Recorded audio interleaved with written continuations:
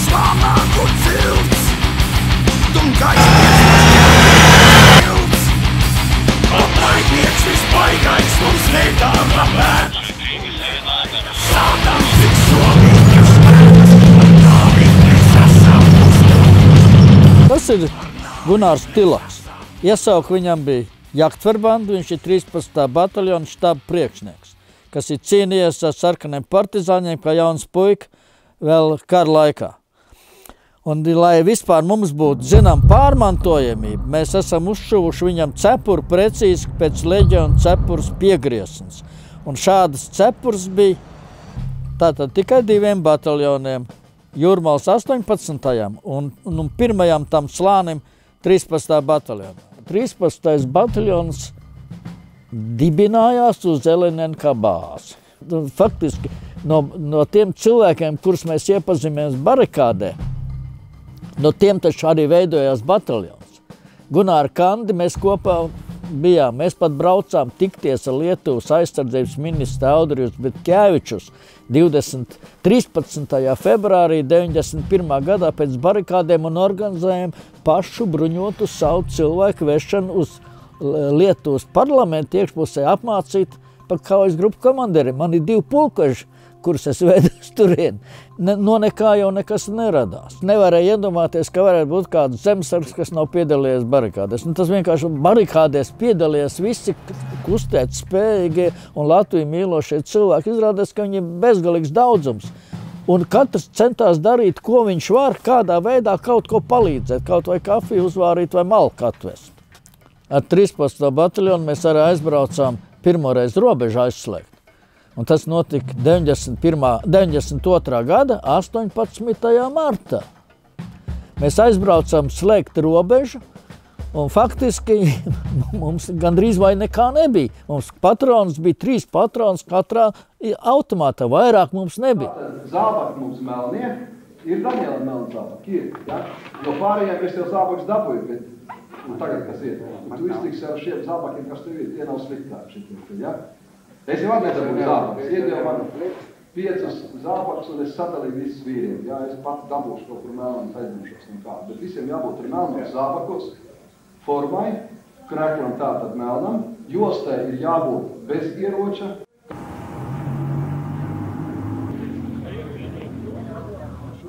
Un tiksim galā, man sākumā tīri labi palīdzēt, jo mājas aizsardzība, it kā vairāk ir praktiskā lieta. Ko jūs zināt praksē un pārējais, kas, teiksim, gudrās grāmatās? 90. gados, ja mēs runājam par ekipējumu kā tādu, formas tērpus mēs pasūtījām, šuvām privātajās firmās, pa savu naudiņu, protams, ja. Ar ieročiem bija galīgi smagi, mednieki bija ar saviem medību ieročiem. Vienā otrā vietā, kur bija no Dosāfa, šos Dosāfa ieroči tika savākti.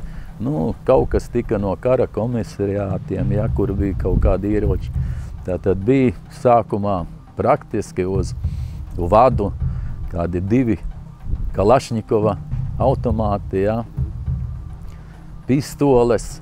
Pistoles pirmām kārtām lielākā daļa bija mazkalibres, ja, un PM pistoles, ko mēs arī dabujām lēnā garā, sāka ienākt arī no bijušās, teiksim, milicijas, ja, arsenāliem. Tur dabuja kaut ko, iepirka. Tad jau, kad 90. gadu vidus sākās, tad jau sākās bizness, ja, un tad jau mēs no Eiropas attiecīgi pa naudu jau slēdza līgumus, ja. Ja parādītu kādas vecas uzfilmētas mācību filmas, kā tas notiek mācībās, ar ko mēs braucam, ar ko mēs apmācamies, kā, tad tas būtu ļoti, ļoti smieklīgi mūsdienu jaunajiem zemesargiem, kuri tagad uz mācībām aiziet un saņem ekipējumu pilnu, ja, no A līdz Z, ja.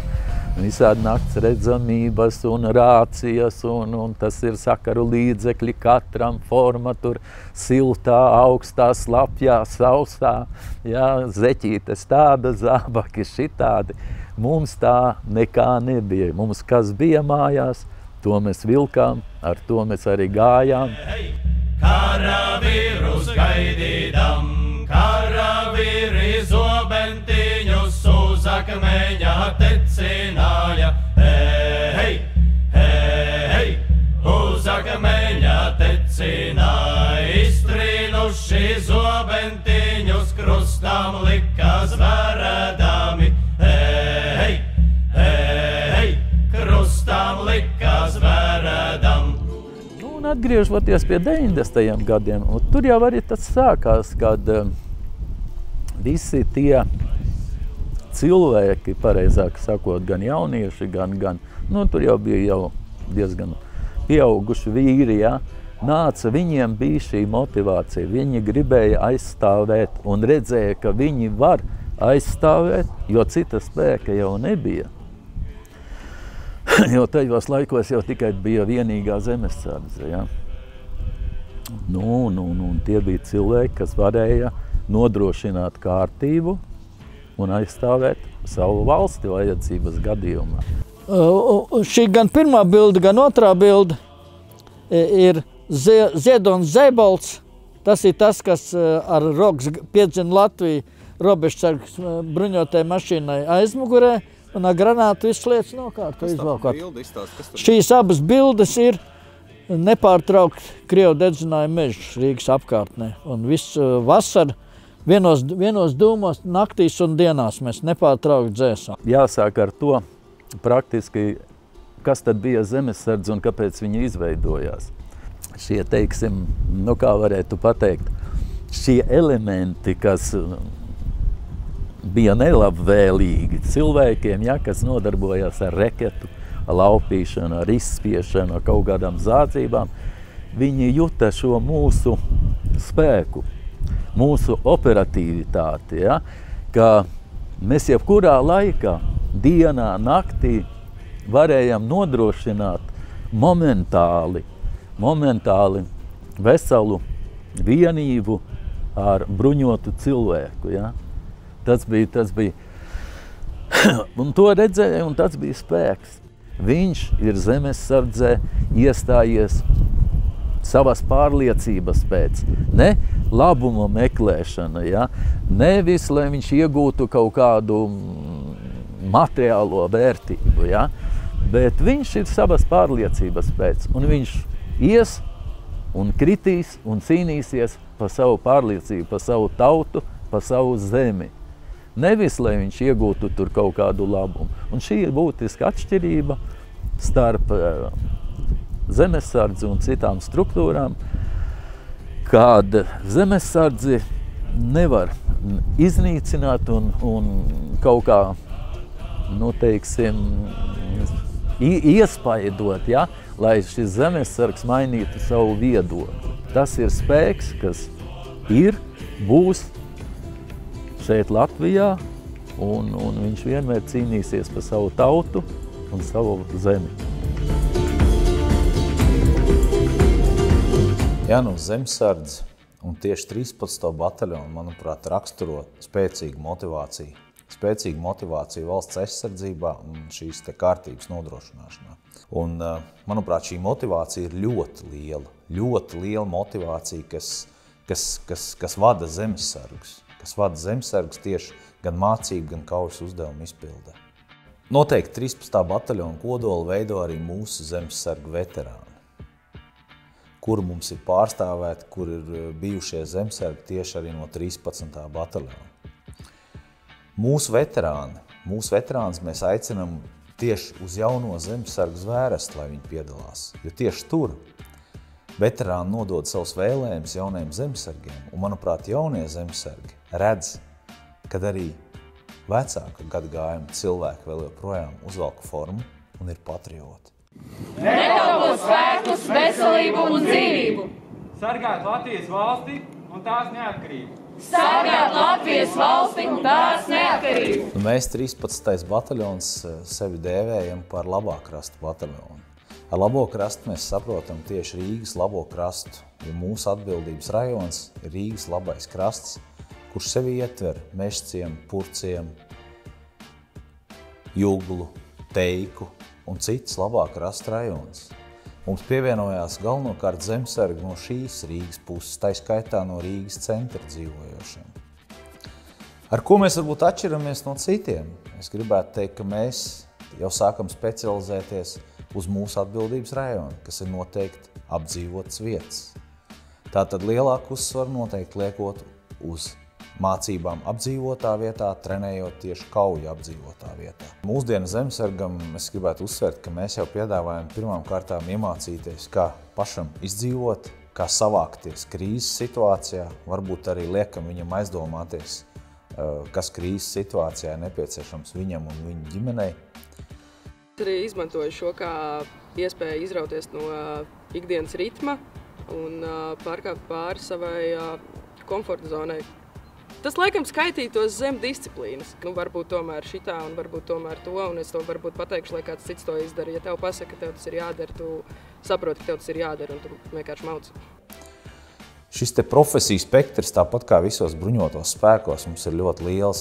Mēs sākam no kājnieka, sakarnieka, pavāra, minmetējnieka, izlūka, snaipera un vēl daudzām citām profesijām. Manuprāt, vēl viens tāds varbūt spilgts piemērs, kad zemesargus nešķiro pēc tās profesijas, kas viņiem ir civilējā dzīvē. Viens var būt ārsts civilējā dzīvē, viens var būt strādāt valsts pārvaldē, trešais var būt vienkārši darbinieks kaut kur. Šeit viņi visi ir kā komanda. Sit kausu pie kausa, kas skan, Rītkaujā ir jādodas man. Lai uzcietam skaļāk šo trampēri randu, pret tādiem, kā mēs mums ieraik pie strandu par nāvi. Zemesargs ir labsirdīgs. Viņš ir labs, jo zemesargs ir ļoti gudrs un viņam ir kaut kas, viņa mērķi ir drusku lielāki nekā vairumam, varbūt nekā vairumam profesionāla dienesta karavīru. Jo zemesargs ir savā privātajā dzīvē sasniedzis kaut kādu kulminācijas punktu, ka viņš ir pašpietiekams, viņam ir labs darbs, viņam ir ģimene, ja? Bet viņam ar to ir par maz. Viņš sev grib vēl kaut kam dot un sniegt un veltīt savai zemē. Un viņš atradis veidu, kā viņš kalpot Latvijai, var viņš stājas zemesargiem.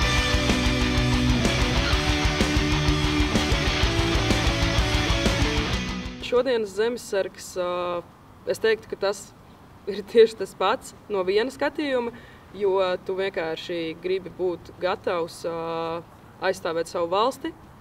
Tu gribi būt gatavs arī iegūt zināšanas, lai tu būtu gatavs aizstāvēt sev tuvos cilvēkus, arī tad, ja tu neesi tajā brīdī dienestā. Militārā vide ir tieša, konkrēta, un ja tu neesi kaut ko izdarījis, tad tā arī pasaka, nevis vērp tev aiz muguras intrigas. Ja? Sit kausu pie kausa, kas skan. Rītkaujā.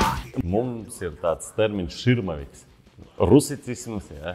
Bet tāds ir labs zemesargs, kurš ir nevienmēr paklausīgs, nevienmēr visu dara, kā es lieku, bet viņš domā, viņš risina problēmas nestandarta veidā. Viņam nav baiļu. Tam zemesargam nav bailes sajūta, jo vienmēr visi misiju rajonā saka, tu nekad nezini, kā tu uzvedīsies pēc pirmā šāviena, vai tu sastingsi, vai tu darīsi to, ko tu esi iemācījies. Ja? Un mana iekšējā pārliecība saka man, ka tieši šis širmaviks zemesargs, kuram ir kaut kāda pašsaglabāšanās barjeras posms ir izņemts ārā no viņa, tieši tas, manuprāt, ir labākais zemesargs.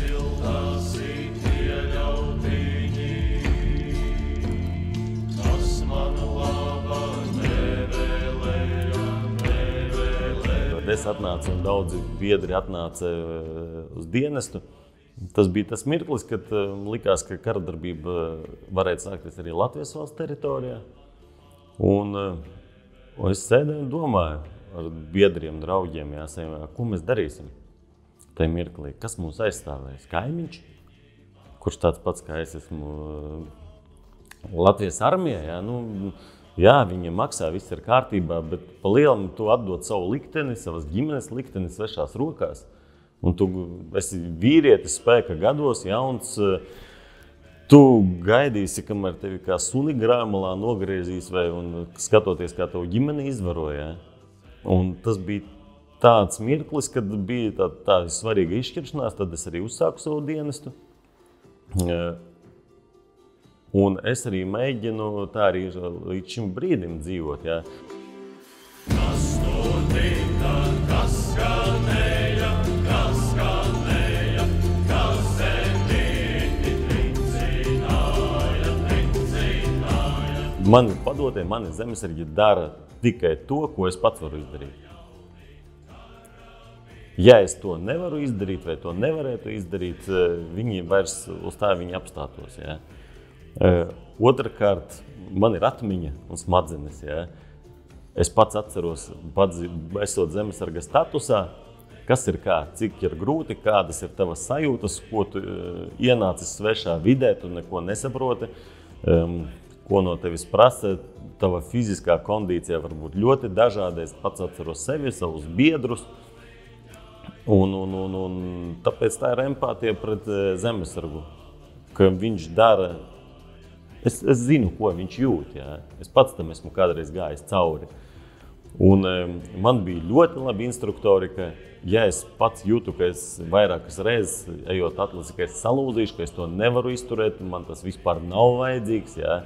Bet kaut kāds spīds, man iekšējais spīds, es sevi pārvarēju. Lai arī dabiski es nekad savu ķermeni un seju tā nebūtu mocījis. Ja. Un tas tu paši es mēģinu šobrīd darīt ar saviem zemesargiem. Ka, ja es jūtu, ka viņš lūst, bet viņš ir labs zemesargs, man vienkārši viņam ir jāpasmaida, un viņš nesalūzīs šajā mirklī. Tad es to arī izdaru. Bet es zinu, ka viņš jau sevi ir pārvarējis.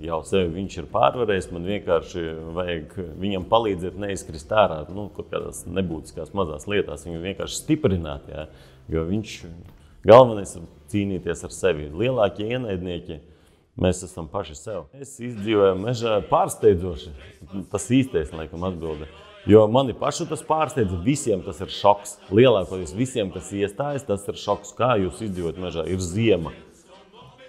Ja cilvēks vasarā teltī guļot, tur turisti, ja, viņam baigi vēsa nakts bija, ja, tad kā mēs ziemā bez telts, bez nekā vienkārši izdzīvojam mežā? Saku, tā ir maģija. Tā ir maģija.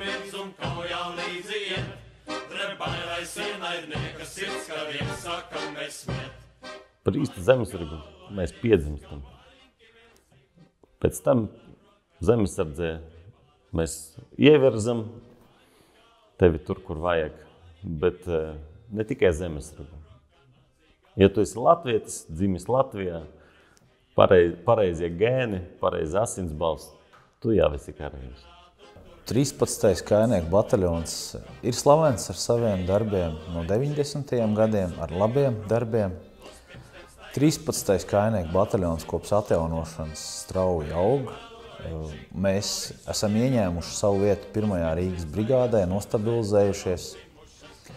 Esam atraduši savu specifiku, uz ko mēs noteikti turpināsim strādāt. 13. kājnieku bataljons nākotnē es noteikti redzu, ka būs viens no lielākiem 1. Rīgas brigādes bataljoniem. Ar savu specifiku kauja apdzīvotā vietā, ar saviem veterāniem, kur uzturēs mūsu vēstures garu, ar saviem zemesargiem, kur pārstāvēt tiks visi sabiedrības slāņi no Rīgas un no Pierīgas. Mēs bijām, mēs esam, mēs būsim. Dievs svētī Latviju.